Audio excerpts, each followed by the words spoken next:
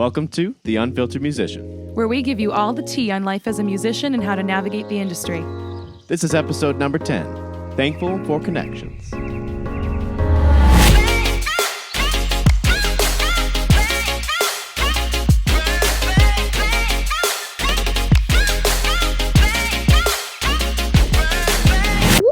Welcome back to another episode of The Unfiltered Musician. We're your hosts, Vanessa Perret and Ryan Mancini. And today we have our next guest, Matthew Cusson, an excellent pianist, producer, songwriter, singer, and more. Say hello to the folks. Wow, that's a good intro. Thank you, guys. Hello, folks. Thanks for having me. There's definitely more about him, and we'll get into that later. But those are the things that I could think of. Not only a wonderful musician, but a wonderful friend. Yeah. Stop, you guys. Let's talk about friendship. We'll continue to butter you up. You deserve it. You guys are the best. And how long have we known each other? Has it been like 2 years now? A few years? Ooh, man. Did we do anything before the pandemic? I don't even remember. It just feels like our friendship's been lifelong at this point. It really has, yeah, which is a good sign for any friendship. So I'm going to say I've known you for 15 years. Let's just go with 15. Yeah. Yes. Since the womb at this point. We were all childhood friends. Yeah, exactly. Yeah. Love it. All right. Well, the first thing we're going to start off with is, what are you thankful for, Vanessa, as your weekly check-in? Ooh, what am I thankful for? Yeah. Oh, man. Okay. So I think this weekend alone, coincidentally, I was thankful for free time to shut off my brain for a second. Usually on Saturdays, I've tried to keep up with this for a few years, where I tell myself, if you're not going to do work, you need to do something that's just human. Like, experience something. Just have fun. Don't think about work, and don't think about all the priorities, all the things that are looming in the distance that you have to do for the next week. Just experience being human and making memories and learning new things. So he was filming a wedding in Massachusetts, so I took myself to a museum in downtown Hartford, which I found out is free. Nice. If you're a Hartford resident. So I didn't even spend. I was at the Wadsworth in downtown Hartford. Okay, I'm gonna know. Yeah, and I mean, it's gorgeous, and we found out that if you're a Hartford resident, it's free. So I was a very cheap date for myself. Love it. I love it. Those are the best kind of dates. Yes. That's awesome. Yeah. Matt, how about you? What are you thankful for in the past week? Coffee. Lots and lots of coffee. I'm thankful for, as always, my 2-year-old daughter and my wife, because when I came home yesterday from a long trip, of a crazy, exhausting trip, I had a project I had to work on, and she was like, "Nope, don't turn on your computer tonight. We're going to chill. We're going to have a glass of wine. I'm going to cook you dinner." I mean, it doesn't get any better than that. Oh, that's amazing. Yeah, it's I'm very awesome. lucky. Yeah, it's great to have someone to also, remind you to be human. Because we get she so does, because caught up. if not, it would be studio travels. Like, that's it, and I would sleep at night, maybe. But she makes us all go out on walks at nighttime and discover new things. It's pretty. I'm very lucky. Nice. She's your rock. We love to hear that. She's everything. Yeah. So cute. Nice. How about you, Ryan? What are you thankful for? Well, personally, I've had a very tough week, so I'm thankful for my network of people that are keeping me sane and people that I can actually reach out to if I need help. I don't want to get too much into all the stuff that has happened. Maybe that's a next week explanation, because there are some things. There are some things brewing for the next week that I don't want to let loose right now. Exciting things. Ooh, oh yeah. Tune in. Yes, exactly. Wow, that's good. Yeah, they're good things. Good. That's great. I can't wait to tune into next week. Oh yeah, absolutely. If Matt's tuning in, everyone else is tuning in. That's it. Let's go. But we're so happy that we have you. I know it's hard to track you down. You're always so busy, and in the best way, because you're so dang talented. And so we want to pick your brain this week. And also, it's our first double-digit episode, our podcast. We hit 10. Yes, this is number 10? Yes. I always try to think of athletes I like with the number 10, but I can't think of any. So waste of time even saying that. Yeah. Per episode, I always ask, what episode am I on? And then I try to think of it. It's always fun when they're like, "Oh, this is episode 1036," and I'm like, "Oh, well, I don't know anybody with that number." But 10, I'm sure there's some 10s out there that I'll get back to you on. Oh yeah, well you're the if 10. You care. Thank you. You're the 10. 10 out of 10 person we got on here. I love it. So we're so excited to pick your brain and of course let everyone hear your origin story, how you came to be from the earth, wind, air, and fire. All that good stuff. Jesus. I don't want to go too far back. Yeah, because that gets we might get flagged or something. But you have, I mean, such an amazing career and even more to look forward to. So give us a little sprinkling of how you came to be. How did you become who you are today? So I was born a long time ago, and I was 10 and 12 years younger than my brother and sister. So I was kind of like an only child because they were off to college when I was in my early childhood, and my sister moved to France for 2 years, and so I was kind of like an only child while not being an only child. And in the household, there was always, my mother was a piano teacher. She taught like 60 something students. So it was 9 to 6 every single day, just about 9 to 5. Oh and gosh.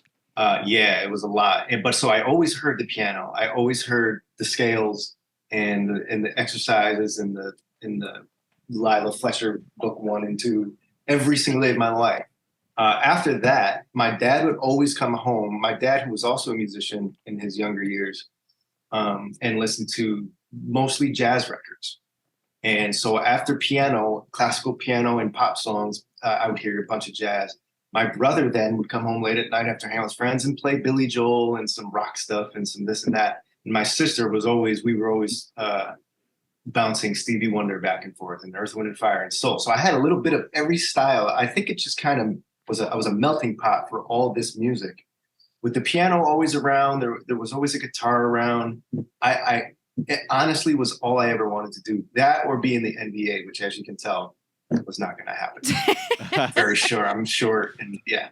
So I always did music. I started playing piano when I was like 6 or so. It was actually funny because my mom was done teaching, and I would go play at the piano and start playing what she was teaching her students. She was like, "How did you?" And I was like, "I don't know." So I'm still an ear player. I can't read a note of music, but that's how I kind of grew up and did it. From there, I just started, as I got older, singing at open mic nights, weddings and funerals, and this and that, whatever needed me, whatever would have me. And then I was in some plays in high school. Not a good actor, so I will keep those videos to myself. And then from there, I went to Berklee College of Music, and immediately just started meeting all the people that I needed to meet, and Brian McKnight being one of them. I met him at school in my 3rd semester. I literally dropped out of school that night, flew to his house the next day, and lived with him for a while. And we recorded a bunch of stuff. I signed a deal with him, and that fizzled. But we kept our relationship. I toured with him for a long time, and then boom, it just kind of went from there. But that's my short story about growing up with music. Mm-hmm. Oh yeah. Wow. And it always still amazes me, even with all the things that you have done and have accomplished thus far, that you don't read music, and that just attests to the fact that is not what defines you as a wonderful musician. I mean, you have such a fabulous ear, and thank you. For anyone that hasn't heard your music, like what's wrong with you? Like, what are you doing? Click. They off. can wait. They can wait for the next record. I don't mind. It's fine if they haven't heard it yet. The next record is going to be very exciting. Oh yeah. Yeah, it's there's always will be part of me that wishes I learned, and I still may someday when I have a little more time to concentrate on it. But I've been able, for the most part, to do everything. Like I've over the last few years, I've done a few arrangements for the Boston Pops and the New York Pops, and I just have to sit with an orchestrator, and we bounce ideas off of each other, and it works out. Yeah, that is so amazing. And I mean, yeah, hearing your arrangements and all the things that you have produced. I mean, wow, just the complexity. Oh, thank you. It's very Jacob Collier. Thank you. Yeah, I feel like I missed the boat on that because I went super singer-songwriter just as he was coming out. I was like, I should have kept doing what I was doing because he blew up, and I love Jacob Collier. He's incredible. But I'm slowly getting back to what I have the most fun doing, which is the complex harmonies and the chords and the stuff and the things and the sounds and experimenting. As long as I'm experimenting, I'm always learning, and I think that's the best part. Yes, I think that's so amazing. And I mean, later on, if you ever do want to learn how to read music, I think it just, continues on with the motivation and keeping that spark alive of why you love music. Yeah. Yeah. And for so sure. it'll always And be hopefully there it won't for take you. that long. Yeah. I know the piano really well. So hopefully when I sit down, and I have before, I just get really frustrated. I'm like, hot cross buns, why don't I just play it instead of reading those 4 notes that I don't know what they mean. I literally go F-A-C, that's a C. And then what is it? Ernie's grandmother breakdance is funny. Something like that. I am saving that. I've never heard that one. That's a great hilarious. One. Well, the one everybody uses is every good boy deserves fudge. Yeah. I literally have to put those in my brain.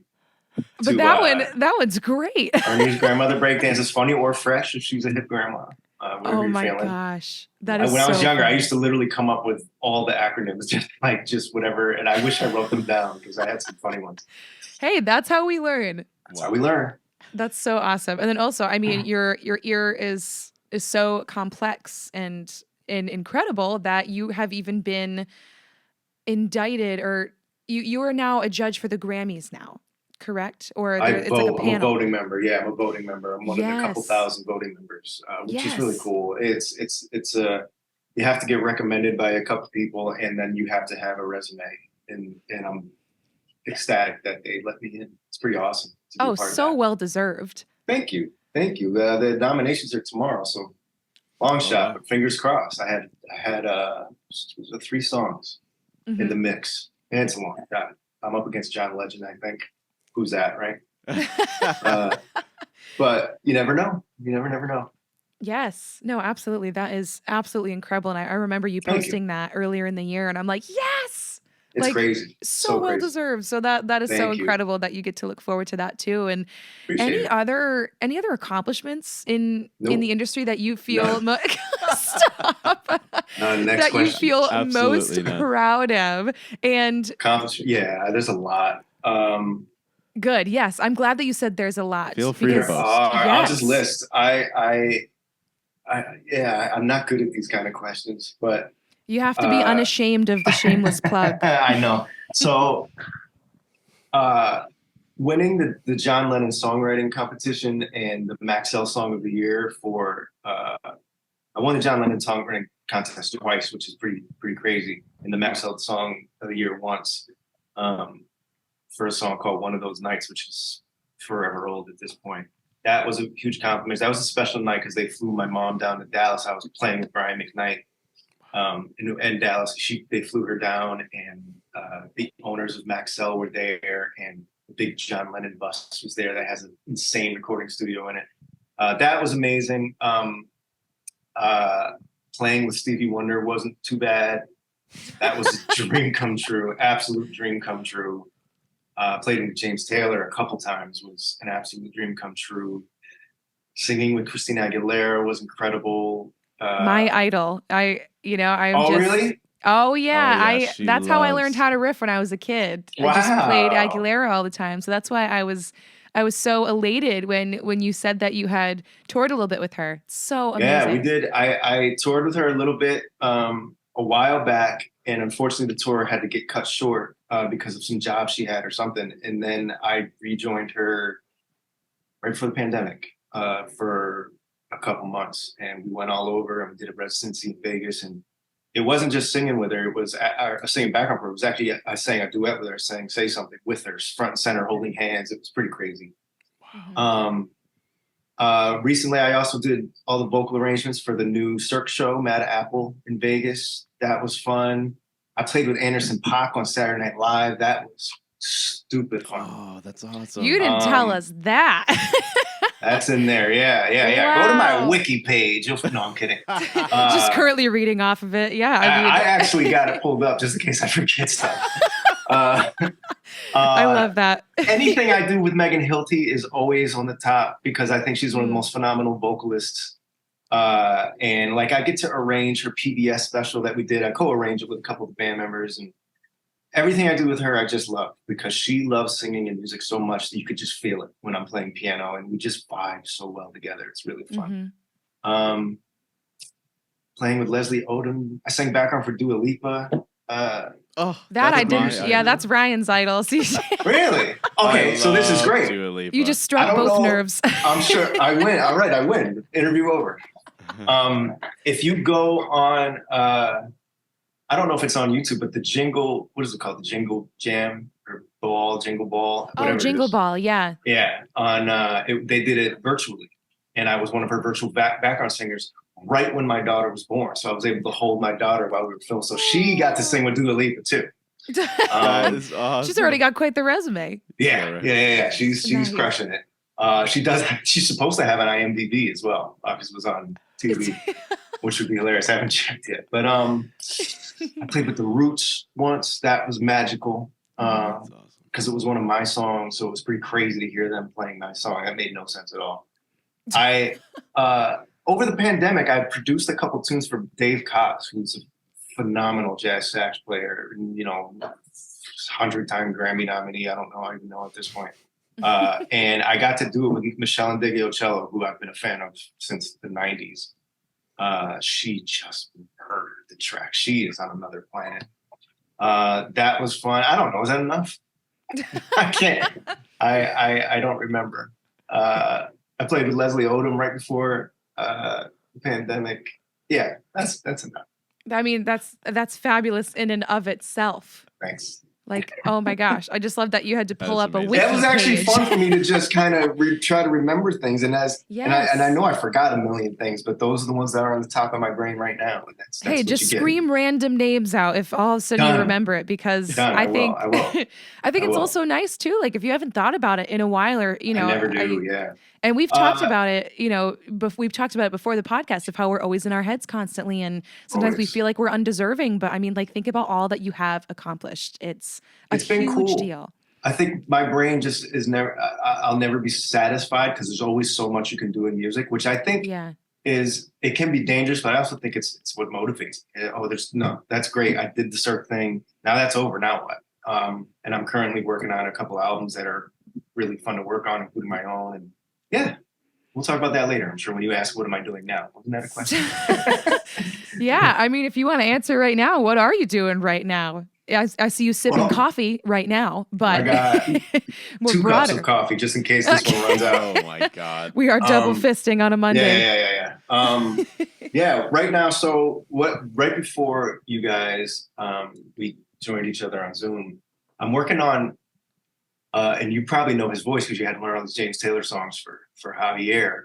Arnold McCuller, who sings the solo and Shower the People on James's live record. Yes. I'm producing his next record and co-writing all the songs as well. So that dude is such a legend to me. I met him when I was like 14, sneaking around backstage at a James Taylor concert. And awesome. He's become one of my closest friends, and he's one of the most perfect singers I've ever heard in my life. And he writes some really cool stuff. And he was like, yo, let's go all in on this next record. Because we've written a bunch of songs together in the past. And he's all in on this next record. So I'm excited about that. I'm recording a few tunes with Livingston Taylor, James's brother. So as soon as I finish Arnold's record, I'm working on that with Livingston. I'm working on my record. I'm touring with Megan right now as well. I've got a couple of shows of my own, stuff. I do a lot of stuff for I just finished a song for one of those Lifetime Christmas movies, which is always fun and cheery. Yeah. So I do a lot of stuff for Lifetime here and there. I've done a few songs for their movies over the years. I just hooked up a licensing gig in London. So I'm recording 4 tunes for this company in London for one of their whatevers. I don't even know what it's for. But I was like, I'm in. Let's do it. And it's cool because some of it's producing. I actually mixed a couple things for Comedy Central and HGTV over the last couple months. Some of it's singing. The London thing is just they just want me to sing. Some of it is mixing, producing, arranging, like whatever. It's kind of fun. That's kind of what I geared myself up to be is kind of a one-stop shop, even though I might not be amazing at one thing, but I can be good enough at a bunch of things to help people out and kind of go that route. It's been fun. I think that's what keeps me busy. Yes, yes, and knowledge is power. I mean, being able to get even just get by per se in some of these things, more knowledge than what other people have, and you can really hold your own.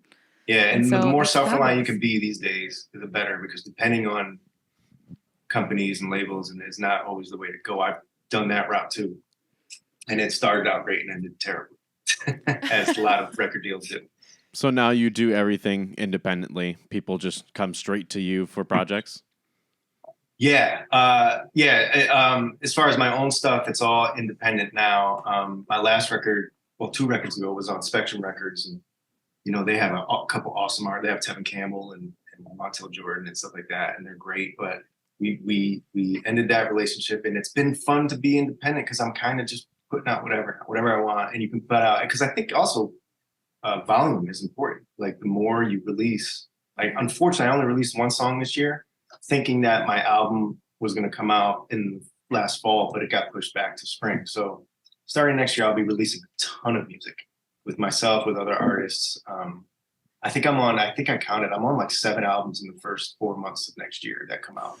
Wow. Whether it's arrangement or a feature, there'll be way too much of me next year. The discography is getting heavy, and I am excited. Yeah, way too much. It's fun. No, I'm excited, and I think especially as vocalists, some of the arranging stuff is you'll dig, hopefully. Oh my gosh, that's so fabulous! Now I can't wait. Like, where's 2023? I'll preview some stuff. I'll give you some stuff after we wrap up. Oh, we'll do like a little live stream party. Yes. A tiny desk concert. I love this. Let's do it. That is so awesome. So yeah, so many accomplishments, so many other things in the books. I mean, just fabulous. So awesome. Thank you. Hear. It's we have no choice but to work our tails off these days. Everybody wants to pay us a little less, and streaming has hurt a lot of us. So we have no choice but to basically force our music down people's throats. And we didn't like that one. Well, I got 5 more coming out next week. So just keep going. Just keep it going. I try to say the same thing to all the people I talk to about social media posts. It's just like, it can't be like the holy grail of a post. You just got to keep doing it. It'll eventually go away. Right. Yeah. That's what you're teaching me too, because as I'm doing photo dumps now, I'm like, man, that's like 10 different posts right there. I should have just did it that way. But I'm bad at social media. We were talking about that. Social media really is a science. And then we also were, how you were saying, people have easy access to footage and things that they post with their phones. And if only we could filter that out so that we could, really meter what goes out there and having our most authentic selves or the best that we can be out on social media. It's so difficult. It's weird. And that's why I think it's good to be as self-reliant as you can, so you can continue to release the real stuff that you want to release. Because there'll always be stuff out there that you're like, why is that online? But as long as you can keep it going, keep putting the stuff that you want to put out as much as you can. Yeah, absolutely. And so with all that you have been able to accomplish, so one thing that we were talking about that we were going to talk about today was the power of connections. And so would you feel that connections have gotten you decently far into where you are today? Have they been a huge attribute in your success now? Absolutely everything. I could go back to how you and I met. You get at the Javier show. Yeah. And I met Javier through Rebecca Correa, who's a phenomenal singer-songwriter. Yep. Yeah, she's based in Tennessee. Yep. Because she opened up for Livingston Taylor, who I was playing with 15 years ago. And me and Rebecca just stayed in touch. We did a show that Javier was on. Javier was like, hey, you want to go on tour with me? And then boom. When I was talking about Berkeley, when I met Brian McKnight, I knew his musical director through, it's kind of random, through a demo that I had heard that his musical director produced. Did you get that? That I was like in love with. I'm like, okay, I want my demo to sound like this. And I, through however many people it took to get to Brian's musical director, and I was only 18 at the time, I found him. He said, hey, McKnight is in town. I know you're a fan. He's going to come to Berkeley if you want to come check him out. I'm like, yes, please. So we're all in a rehearsal room with Brian McKnight. And then his musical director says, I want to hear Matt sing. And I'm sweating and shaky. And because I love Brian McKnight. Through my teenage years, they used to call me Brian McWhite. Oh, God. Because I would do little imitations and stuff. But I sang, and halfway through the first chorus, he got on the phone, and I was like, he thinks I suck, or he's got no time for me. And as soon as I stopped the song, he was like, I had to call my manager, say, you got to listen to this kid. And that literally dropped out of school that night and flew to his house the next day. So that if it wasn't for Rob Lewis, who was the connection, the music director at the time, I wouldn't have gotten that. Rob also got me the Christina Aguilera gig. Rob got me to be musical director on a television show on VH1 for 10 episodes. God, I owe lots of Rob Lewis. Now that I'm thinking about it. Connections are everything. And you just, I never was too good for anybody. I never got that. I always liked working with everybody. And I think you got to keep the connections and grow the connections. And without connections, I'd be just releasing music on YouTube and in iTunes, and hopefully people like it, and I'd make a few fans here and there. And you have to keep the connections. Connections are everything, for me at least. Yeah, and I think it's especially easy for you to get those connections because you are a wonderful human being in general, and of course, you continuing to butter up. This is awesome. I know. Call us weekly. Just hang out. I'm coming out every week. We have an extra bed. Just when I need an ego boost, right after my therapy session, I'm coming to you guys. keep the positivity train flowing. Absolutely. Yeah, being a good person is everything. Yeah, I mean, end of the day, I'm sure we've all worked with the wrong people, and we've all worked with wonderful people. Javier being one of them. That's how we met, and I think I'm at a point in my career, thank God, where I can pick and choose a little bit and say no to some things if I'm not feeling it. And I like working with good people. I almost said no to you guys because I was like, these guys are kind of wishy-washy with their.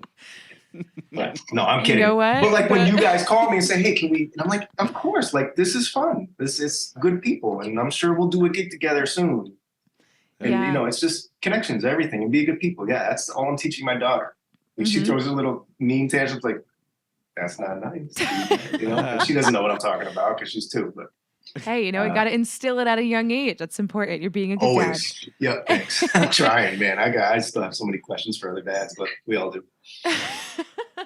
But yeah, I mean, being a genuinely good person really does augment those connections and those experiences, people feed into that, if they like you as a person, they're going to want to give you those opportunities as well, or be like, oh, you should contact this person. And so it all ricochets, or how you were saying, you have a spider web of connections where it started with one person and then all of a sudden just bounced off into others, and you've met amazing people through that. And correct me if I'm wrong, but I think we had talked about, last year in our Javier December show about Christina Aguilera and a connection or someone that you knew who got you to the right people. Yeah, that was Rob again. Rob Lewis, who is one of the most talented human beings and one of my closer friends on earth. We actually lived together in LA when I was 19 for a couple years. Wow. He is the musical director for everyone. He is the most talented human being. He's one of those dudes, if I sat on a piano, he would tell me every note that I'm sitting on. And he's one of those guys. And he vocally arranges. He inspired me to do a lot of that stuff. And yeah, I met him that day with Brian McKnight. And then he got me the VH1 thing. He helped me get the Christina Aguilera thing. And I owe him a lot. And I think now he's, doing music for every television show on the planet. So I'm sure you've heard his music before. Look him up, Rob Lewis. I don't think he has a lot of music released on iTunes, but you'll see videos of him. He's on another planet. All right, I got a question for you that I'm sure some people would be interested in. Mm-hmm. So you talked a little bit about bad connections. How have those affected your career? Are they as detrimental as people think? Not if you stay.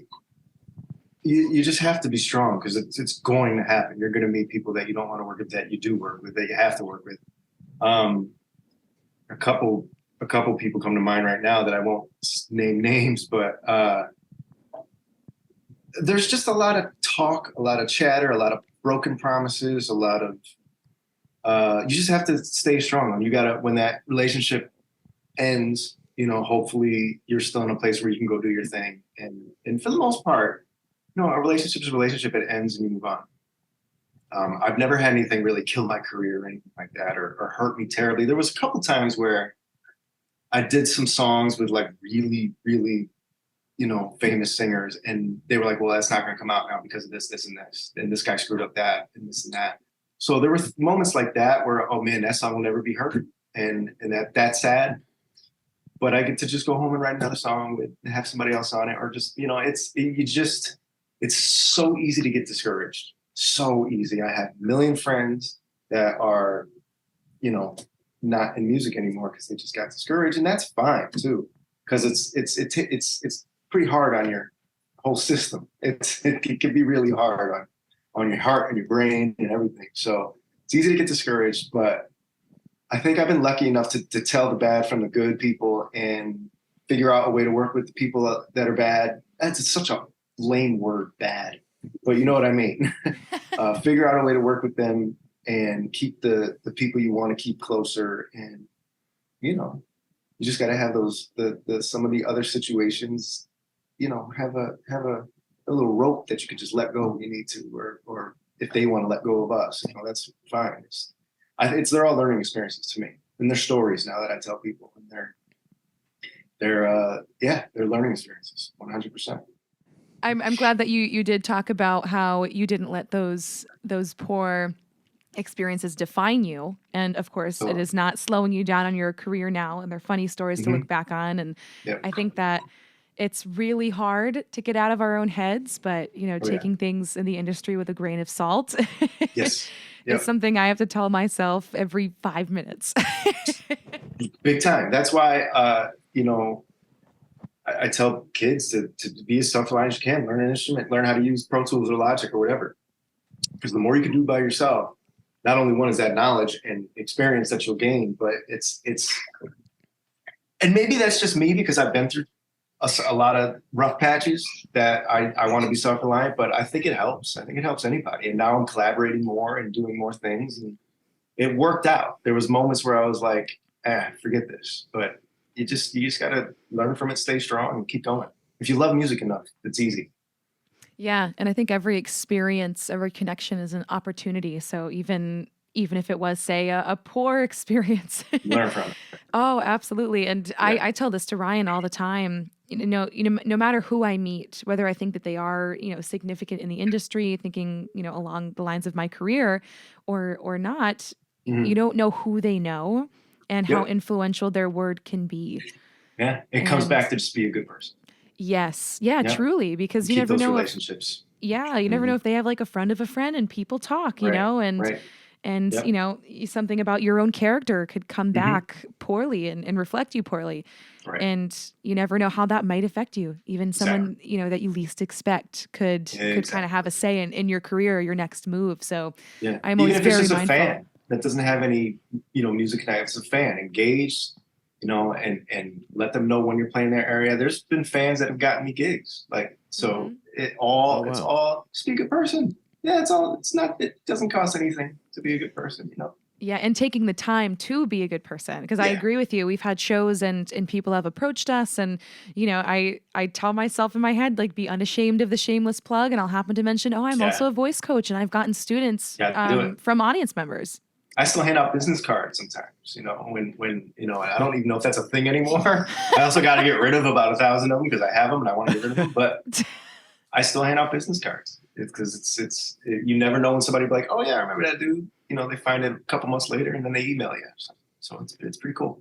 Oh yeah. Yeah. And I mean, just this year alone too, we've met so many people where we've just, struck conversation, and some things, the conversation lead one thing to another, and they say things that we would least expect, and we're like, what? You've done that? No way. Or you're connected to this person? Like, wow. Right. Like when we just went back to Nashville, some guy was just randomly talking to us while we were picking up our bags from the carousel, and all of a sudden he's like, yeah, I drive tour buses. The last one I just came off of was Panic at the Disco. Nice. Nice. Yeah. You never know. You never know. And they're all, and like, and at the end of the day, they're still just people, you know, whether they're in the business or not, whether they hate your music or love your music, they're just people. Being a, you know, it keeps coming back to be a good person. I keep saying that, but I guess that's important. No, it really does play a huge factor in connections, and I think it's something that is unrealized. Like, of course, like having the talent, having the chops, that plays a ginormous role, right? Like, people have to have faith in your craft, but yeah, you gotta work hard. Yeah, but most of the time, it's really your personality and who you are authentically that sparks people's interest, and they're like, I want to keep talking to you, you know? Yeah, exactly. Yeah, for sure. Good for sure, but it is hard work.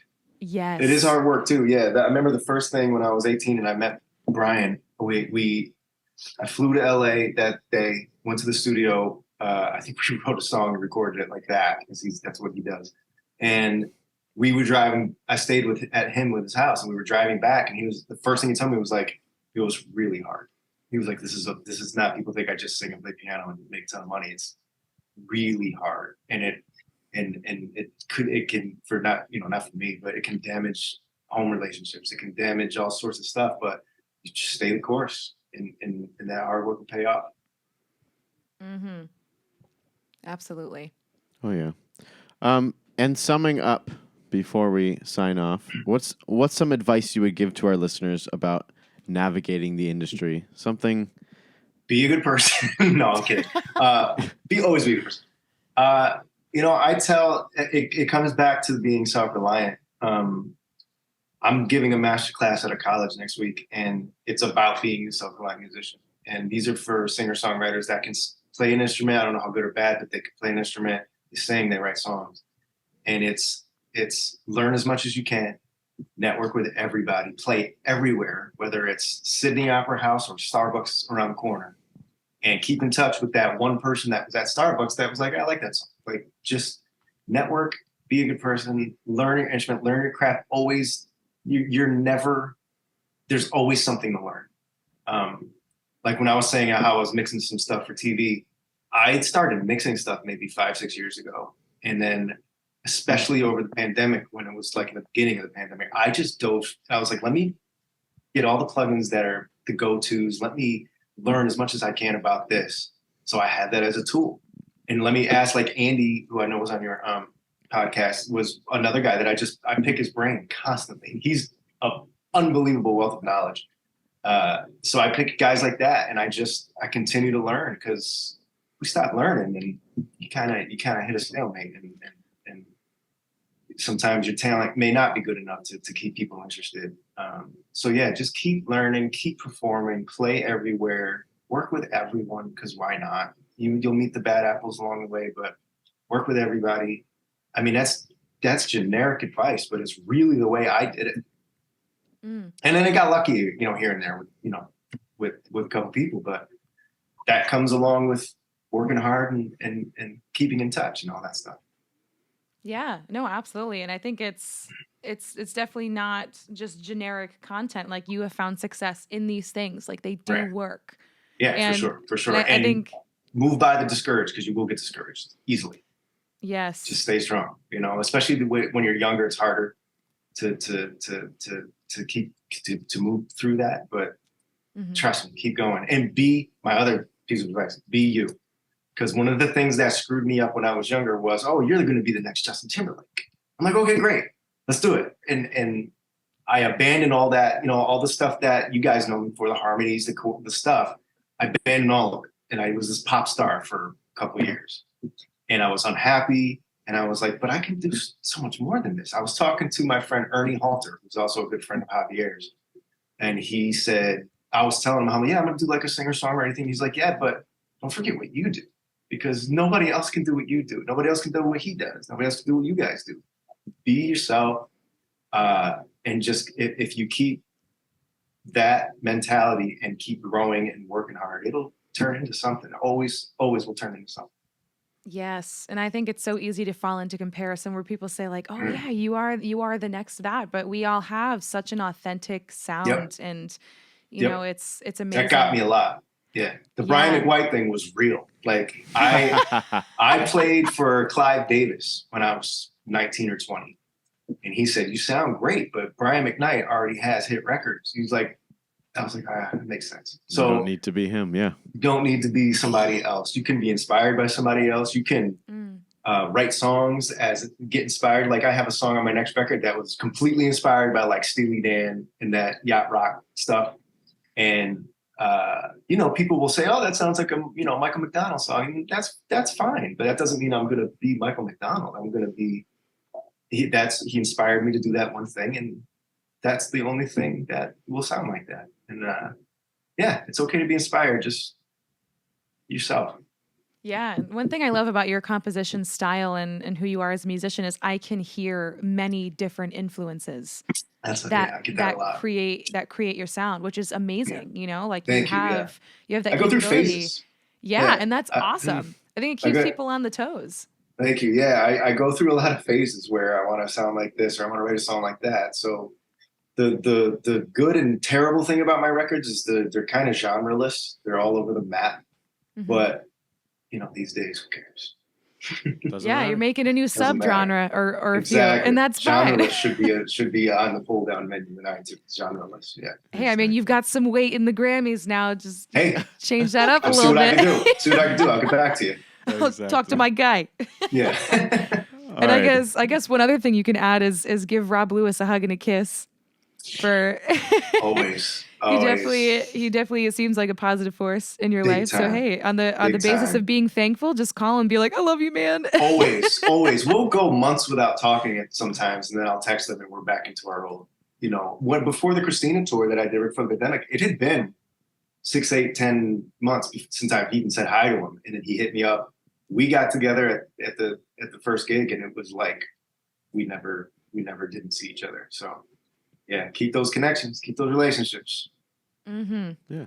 All right. I want to give you your chance to promote yourself. Any dates of things coming out? And what are the handles that people can follow you at? At Matt Cusson everywhere. I think YouTube is Matt Cusson Music, but Ryan, help. I need more help posting stuff on YouTube. But yeah, at Matt Cusson everywhere, Insta, Twitter, Facebook, all that. mattcusson.com. I have a bunch of shows coming up. I have to update the website, but there's a bunch of shows up there now, but there's a lot more coming.